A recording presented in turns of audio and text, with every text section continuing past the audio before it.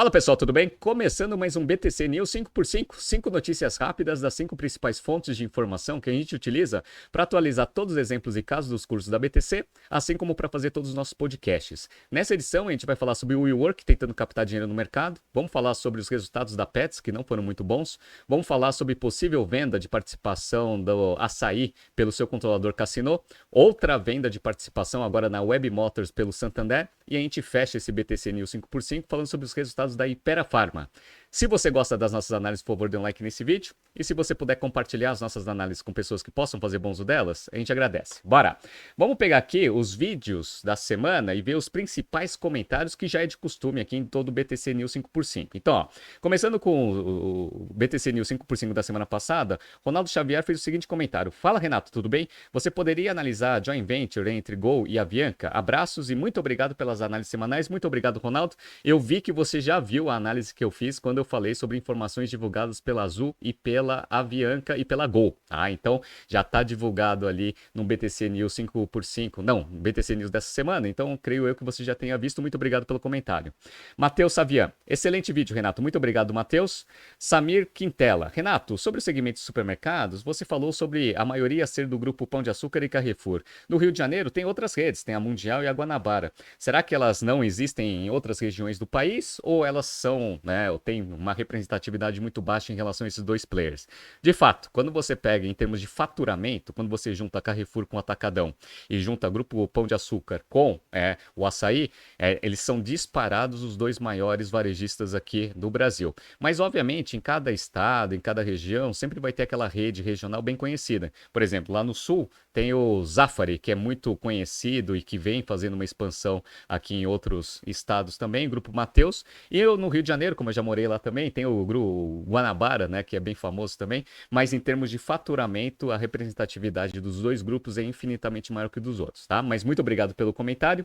E o Gustavo Dias fez o seguinte comentário. Obrigado, Renato, pela avaliação da Albemarle. Realmente é algo para o futuro. Hoje, atendo clientes na operação da Sigma Lithium e vale a pena ficar de olho nessa empresa quando ela fizer abertura de capital. Saudações. Muito obrigado aí, Gustavo Dias. Também foi muito interessante para mim fazer a análise da Albemarle. É uma empresa que eu não tinha analisado até então. Então, muito obrigado pela sugestão.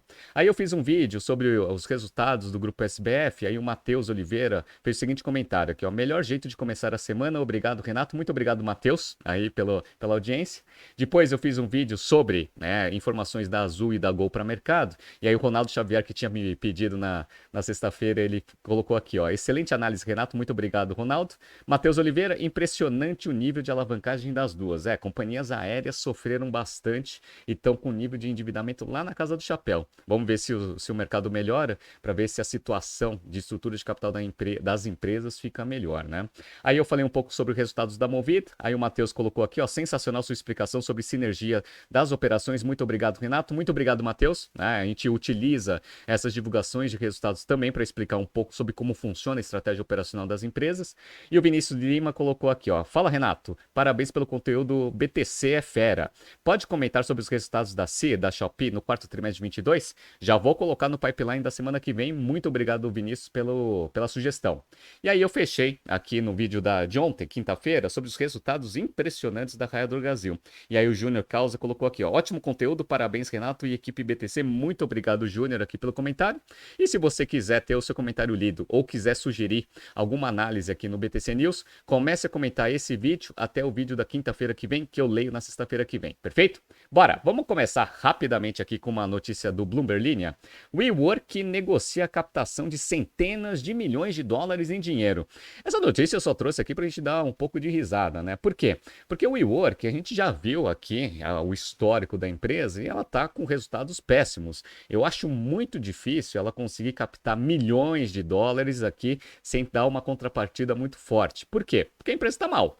Então, vamos ler a notícia primeiro, depois eu mostro a situação financeira aqui do WeWork, né? Então, WeWork Inc., empresa de aluguel de espaços de trabalho que há muito tempo luta para se manter, está em negociação para levantar centenas de milhões de dólares em capital para sustentar o seu negócio, disse uma empresa a par de conversas. A Yard System, fabricante de software imobiliário em Santa Bárbara, Califórnia, está considerando aportar recursos segundo esta fonte, que pediu para não ser identificada porque as negociações são privadas. A WeWork e a Yard têm trabalhado juntos em projetos pelo menos durante o último ano. Perfeito. O acordo proposto, se for concluído, permitirá ao WeWork a reestruturar sua dívida e forneceria uma reserva financeira para vários anos, afirmou a empresa familiarizada com as negociações. O SoftBank, o maior investidor externo da empresa, não planeja participar do financiamento, mas está aberto para revisar os termos do empréstimo da WeWork, conforme fonte ouvida pelo Bloomberg. Representantes do WeWork e SoftBank se recusaram a comentar o tema. A Yard não respondeu imediatamente aos pedidos. Creio eu que essa notícia seja aquela notícia plantada ali só para dar uma perspectiva positiva ali para o negócio. Por que você acha que ninguém vai ter coragem aí de emprestar dinheiro para o WeWork no momento que ela está? Por quê? Vamos relembrar, eu já analisei os resultados do WeWork em BTCs News passados, mas resultado fechado de 2022, 3 bilhões e 200 de receita, 1 bilhão e 600 aqui de prejuízo operacional. Então, margem operacional, menos 50%. E a empresa deu um prejuízo aqui de 2 bilhões e 229. Melhorou, né, em relação a 2021, mas ainda está longe de ser uma operação sustentável. E outra, fluxo de caixa das atividades operacionais aqui foi negativo, o que fez o caixa da empresa baixar de 924 milhões em dezembro de 21 para 287 aqui em dezembro de 22. Lembrando também que a empresa ela está aqui com ativos circulantes em 689 milhões e passivos circulantes em 2 bilhões 230. Ou seja, índice de liquidez corrente bem abaixo de 1. Essa empresa aqui é uma empresa que eu acho que ninguém vai ter coragem de colocar dinheiro nesse negócio. Nem o sócio principal está querendo colocar mais, né, que é o SoftBank, quiçá alguém vai emprestar dinheiro aqui com o risco de não receber. Então, só para mostrar para vocês, hoje as ações do WeWork estão caindo 7,5% mesmo com essa notícia, hein, que foi vinculada na quinta-feira. Então, quinta-feira deu uma subidinha, beleza? Eu acho que quem plantou a notícia aqui conseguiu vender um pouco de ação num valor um pouquinho melhor, mas agora já está caindo de novo, porque todo mundo sabe que o WeWork está muito mal das pernas, né? Então, quando você pega aqui nos últimos vamos pegar aqui nos últimos 1 ano e meio, mais ou menos, né? As ações estavam sendo tradeadas a 8,69 dólares, agora está 1,10. E já teve expectativa de valer 47 bilhões quando o WeWork estava recebendo aporte do SoftBank. Agora está valendo 875 milhões de dólares. Então, olha a destruição de valor. Até saiu uma notícia do Adam Neumann que ele tem mais dinheiro do que o valor do WeWork combinado, né? Enfim, vamos ver o que vai acontecer. Eu acho muito difícil essa notícia se concretizar. Próxima notícia. Valor econômico. Pets, aquisições, sobretudo Zidog, foram frustradas, diz presidente. Aqui vem um ponto interessante, né, pessoal? Você fazer aquisições e vender isso para o mercado com planilhas de Excel, mostrando as sinergias aqui, é uma coisa. A outra coisa é você concretizar. Eu sempre falo que quando você sai comprando muita empresa, você está aumentando o problema de integração. Qualquer empresa pequena é difícil de integrar. Imagine quando você compra várias empresas e a Zidog já não era pequena. Então, o que aconteceu? A Pets divulgou seus resultados e os resultados não foram muito bons. E a gente está vendo a justificativa aqui do CEO da Pets, né? Então vamos lá. O presidente do grupo de serviços e produtos para animais de estimação Pets, o Sérgio Zimmermann, fez uma meia-culpa acerca dos impactos negativos das aquisições sobre os resultados da empresa no ano passado. Abre aspas. O que contribuiu para a margem ficar distante do que a gente esperava foram as aquisições. As mudanças de mercado afetaram os itens discricionários. De verdade, atrasamos um cronograma que já poderia estar adiantado. É uma frustração para nós e para o mercado, fecha aspas, disse o executivo durante teleconferência de resultados na quinta-feira. Beleza. As margens foram impactadas por um desempenho abaixo do esperado das empresas adquiridas, principalmente das Zidog, diante de fatores macro impactando a demanda no Brasil e no exterior, curva de captura de sinergias mais lentas do que o previsto e investimentos em novos produtos e projetos. Ou seja, tudo ficou atrasado. E aquele negócio, né? Mercado difícil e você tendo que integrar empresas, né? Você começa a ter falta ali de foco, consequentemente isso se reflete nos resultados ruins divulgados, né? Abre aspas. A gente continua convicto de que as aquisições foram corretas, mas gerarão frutos para um pouco mais de delay, disse o presidente. Ou seja, aquelas sinergias ali no tempo que foram mostradas para o mercado para justificar os valores ali das aquisições vão ficar mais para frente, né? Então, beleza. Então, vamos ver aqui o que aconteceu. Só para vocês terem uma ideia, né? A Pets pagou 700 milhões pela Zidog, tá? Quanto que a Zidog contribuiu aqui na receita da Pets? Ó, 310 milhões, né? Aqui tem mais coisa, né? Mas o grosso aqui é a Zidog, né? Então, vocês viram que ele pagou um múltiplo, né, de receita muito alto, né? Então, ó, a receita cresceu 36%, receita bruta total, perfeito, mas a margem bruta caiu um ponto percentual praticamente, né, de 41 para 40,2, e a margem EBITDA caiu também de 9,8 para 7,7. Ficou com lucro líquido ajustado de 109 milhões 450, um aumento só de 1,5%. Era de se esperar um aumento aqui de margens de lucratividade, principalmente na Zidog, por causa que é serviço, e também um aumento expressivo ali na parte de lucro líquido, o que não aconteceu. Perfeito, né? Outra coisa aqui que não foi muito bom no ano de 2022 é, depois de adquirir Zidog, um monte de empresa de serviço, era de se esperar que o fluxo de caixa das atividades operacionais fosse crescer. Só que ele diminuiu de 51.967 milhões de reais aqui, né, em 51 milhões de reais, para 48 milhões de reais. Como ela está fazendo muito investimento, olha o que aconteceu com o caixa aqui da Pets. Ela começou um ano com 673, terminou com 185, ou seja, provavelmente o ano de 2023 vai ser um ano de arrumação de casa, vai tentar criar sinergias aí prometidas para o mercado no momento das aquisições para começar a aumentar a geração de caixa e diminuir aí o nível de investimento do negócio. Vamos ver o que vai acontecer. E o mercado, como sempre, não recebeu muito bem esses resultados. Só hoje as ações estão caindo aqui, no momento que eu estou gravando esse BTC News, 3,25%. Então, quando você pega um período um pouco mais longo, lá em agosto de 21, as ações estavam sendo tradeadas a R$ 26,48. Agora está R$ 6,54. Então vai ter que começar a mostrar resultados melhores para justificar todos os investimentos feitos aí pela Pets nos últimos anos, né? Vamos ver o que vai acontecer. Bora! Vamos pegar aqui uma notícia do Brasil Journal. Cassino vai vender mais 3 bilhões de reais de açaí. Vamos lá. O Cassino disse agora à noite que iniciou estudos preliminares para um novo follow-on do açaí para movimentar 600 milhões de dólares ou 3,1 bilhões de reais no câmbio de hoje. Segundo a empresa, o valor poderá ser ainda maior dependendo das condições de mercado. A oferta vem 3 meses depois do Cassino vender 25% da participação no açaí numa transação que movimentou 2,7 bilhões de reais e que saiu a R$19. Com aquela venda, o Cassino já havia reduzido sua participação no açaí de 41% para 30,5%.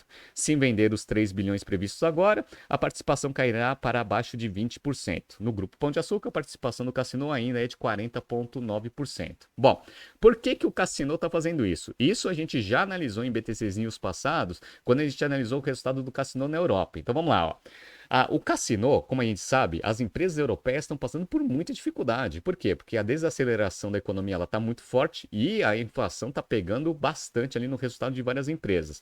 E aí o que aconteceu? O Cassino está muito alavancado. Então, taxa de juros subindo, as dívidas estão começando a pesar bastante. E com a desaceleração da economia, o EBITDA da empresa está começando a ficar cada vez mais prejudicado. Então, o que ela fez? Desde 2018 ela está com esse problema. Ela começou a fazer um grande programa de desinvestimento. Então, estou mostrando aqui para quem está vendo no YouTube que lá em 2018 ela vendeu e captou 1,1 bilhão de euros, em 2019 1,8 bilhões de euros de vendas, em 2020 2,8 bilhões de euros, 2021 3,2 e a expectativa para 2022 4,1. Só que o target é 4,5. Então, com aquela primeira venda de participação do açaí, ela bateu o target. No entanto, as condições da economia europeia estão ficando cada vez piores e a dívida ainda está alta. Só para vocês terem uma ideia, a dívida líquida aqui do Cassino está em 6,6 bilhões de euros e ele vai precisar dar uma reduzida nisso. Por quê? Porque, ó, para quem está vendo aqui está os índices de proteção das dívidas do Cassino.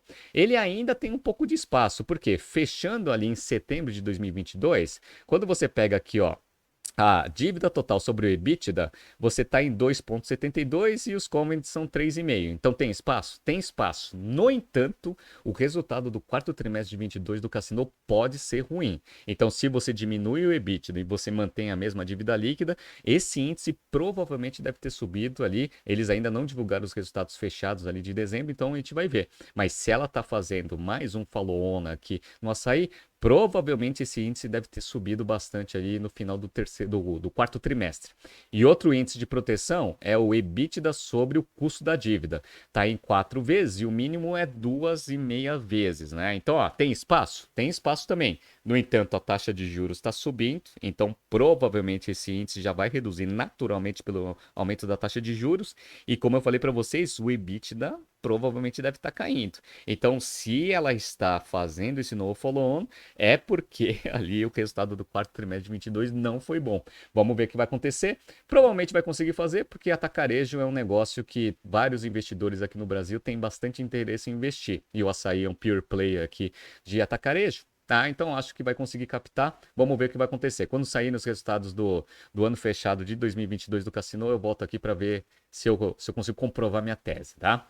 Bora, outra notícia. Neofeed. Santander acelera a venda da fatia da Web Motors, embolsando 1,24 bilhão de reais. Vamos lá.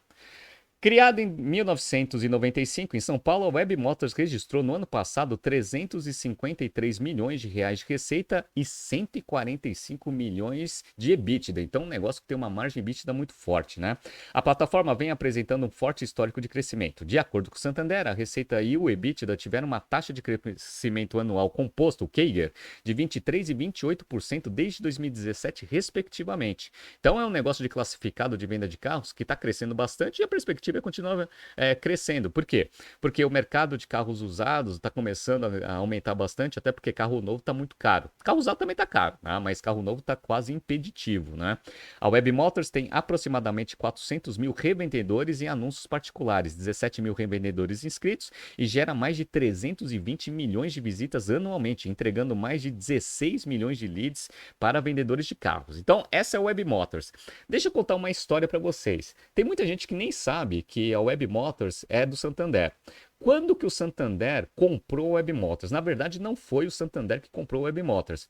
Quem comprou o Web Motors foi o ABN, que era o banco que foi comprado pelo Santander aqui no Brasil. O ABN, ele comprou em 2002 a Web Motors. E qual que era a tese? A tese era você ter uma plataforma de distribuição de crédito automotivo. E faz sentido essa transação. Por quê? Se você consegue ter tantos leads, como eu mostrei para vocês, de pessoas interessadas em comprar carro, uma parte deles compra financiado, vai estar lá o ABN ou agora, né, o Santander oferecendo um financiamento automotivo para você conseguir aumentar a representatividade dessa linha de crédito no resultado total da companhia. Então é por isso que o Santander tem a Web Motors. Só que o Santander ele tem interesse em quê? Em ter a parte de oferecimento de crédito na plataforma. Ela não quer tocar a estratégia de crescimento do negócio. Tanto é que ele já tinha vendido uma participação, né, no Web Motors lá no passado para esse mesmo comprador dessa nova participação. Vamos ver aqui, ó.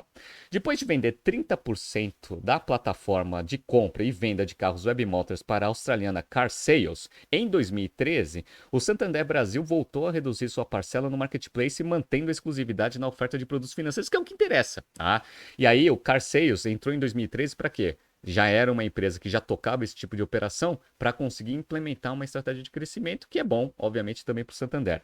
Em comunicado ao mercado na terça-feira, dia 7 de março, o banco informou que vendeu 40% da participação adicional na Web Motors por 1,24 bilhão de reais. O valor corresponde a um valuation de 3,1 bilhão da plataforma. Será que ela se valorizou esses últimos tempos? Vamos ver?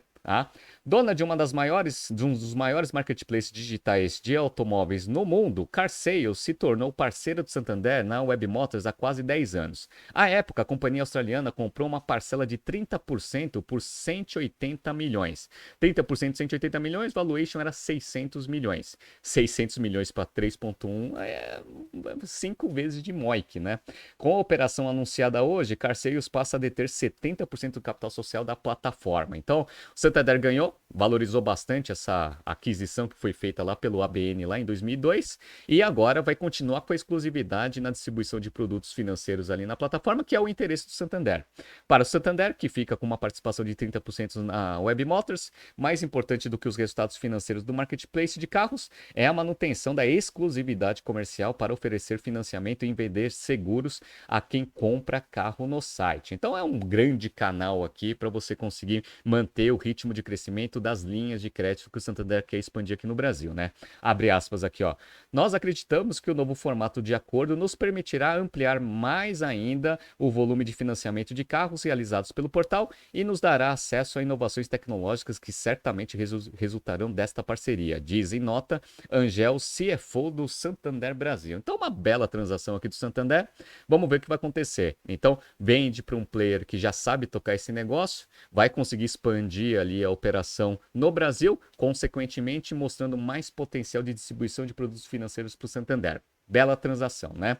Vamos fechar esse BTC News 5x5, pegando aqui uma notícia que já não é nova, mas foi uma solicitação em um BTC News 5x5 aqui durante a semana, né? Que é falar sobre os resultados da Hypera Pharma em quarto trimestre de 22. Então vamos lá. Ó.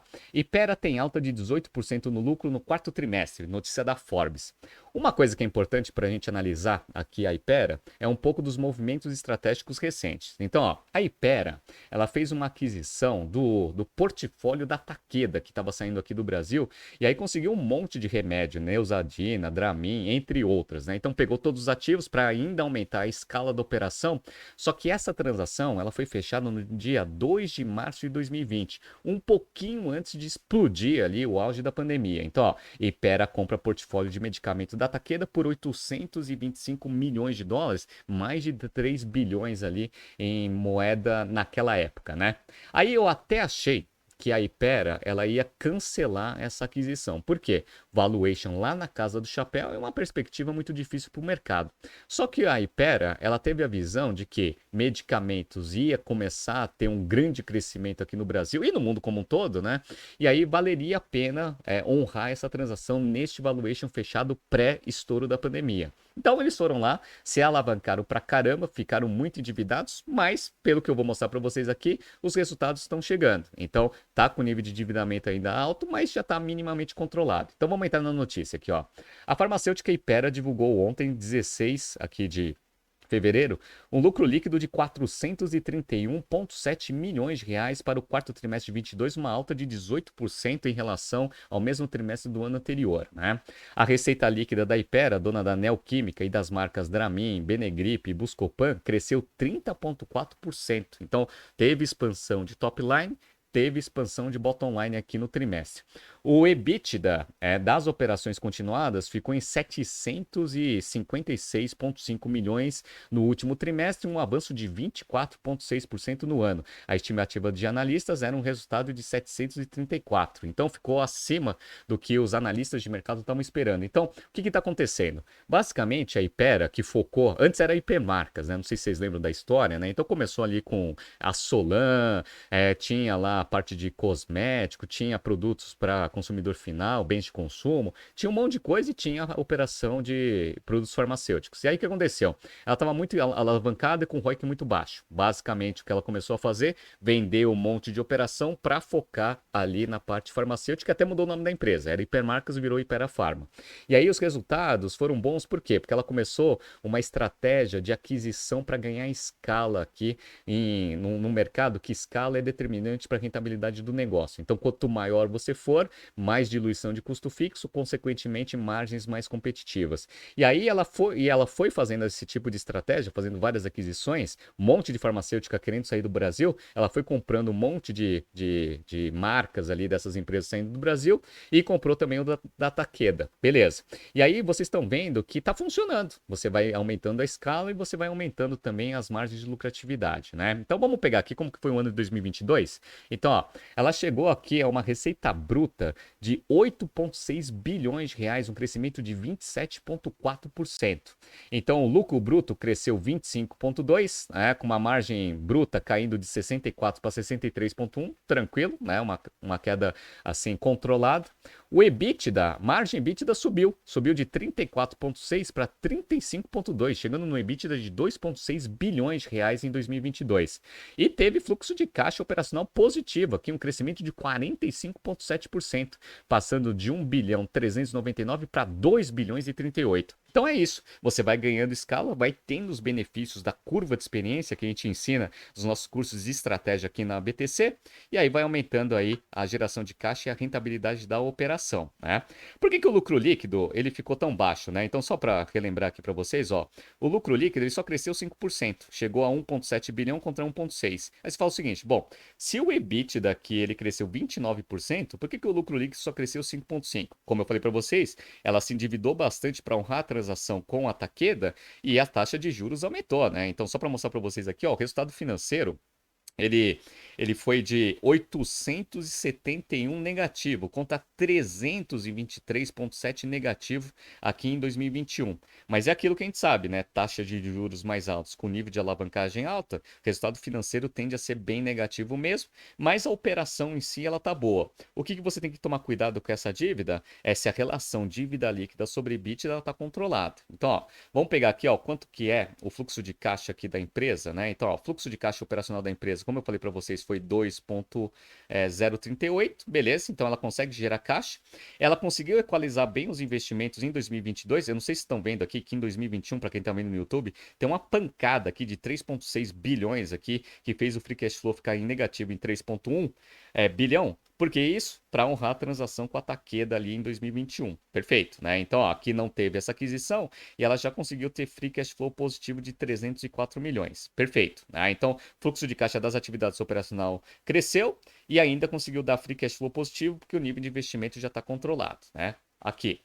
Aí, ciclo de conversão de caixa, para você conseguir eventualmente ter essa geração de caixa, também está controlado. Piorou um pouco em 2022, passou de 179 dias para 198 dias, mas o crescimento de capital de giro em relação à receita, ela ficou controlada. Então, o capital de giro representava 39% da receita líquida anualizada da empresa no quarto trimestre de 21, está em 40%. Então, você controla capital de giro, né, controlando o ciclo de conversão de caixa, você consegue ter geração de caixa operacional naquela magnitude de 2 bilhões que eu mostrei para vocês, né?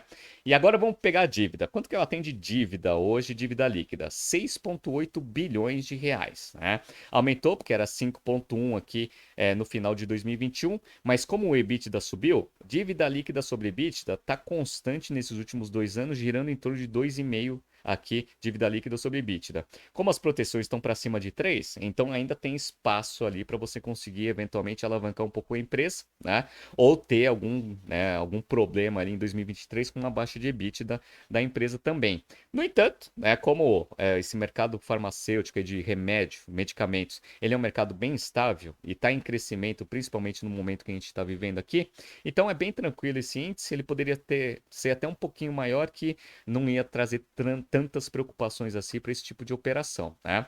Beleza. E o ROIC? O ROIC ele foi positivo, pessoal. É isso que é bom aqui da Hypera, né? Então ela conseguiu colocar bastante capital operacional, mas conseguiu trazer aumento ali de rentabilidade também na sua operação.